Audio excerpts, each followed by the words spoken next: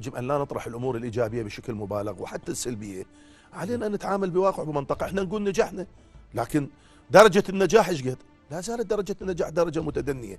يحتاج إلى سمعتك في تصريح 50%. أكيد، لأنه أنا و50% يعتبر نجاح. شوف أبو آدم، أول شيء أكو وقائع واكو إحصائيات تستدل واكو منطق يحكم الأمور. أنا ما أطلق 50 بدون أعطي دلائل وأتكلم بمنطق، ولا يمكن كيف هبة وهب الأمير ما لا يملك أقدر أقول أعاد هيبة ما يتحدث الآخرون، أعاد هيبة الكرة العراقية.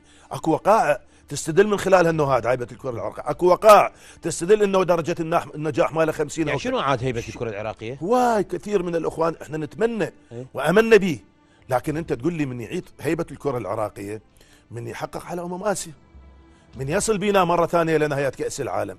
لكن مجرد أن يأخذ بطولة الخليج ومع منتخبات من الصف الثاني السعودية وقطر، لا حتى لو مدرب عراقي آخر أخذ بطولة الخليج وحتى بتواجد فرق من الصف الأول المنتخبات الوطنية، لا يقال عليه عاد هيبة الكرة العراقية.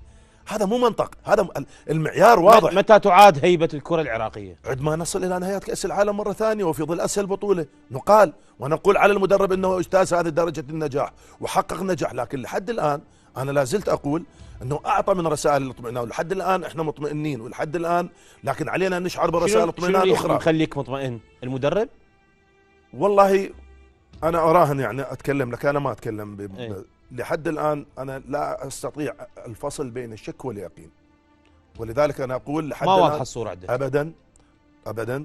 أنا علي أنه أنا رجل فني. على شنو مطمئن؟ على شنو تراهن؟ مطمئن أراهن أول شيء الفرق اللي نلاقيها، زين، إمكانيات الفرق اللي نلاقيها، البطولة سهلة بهذا الشكل، زين. لأنه شوف أنت الآن بغاية السهولة تلعب مع هذه الفرق، وبالتالي راح تتأهل يعني 3 مجاميع على 6 ويصعدون 2 والثالث والرابع يعني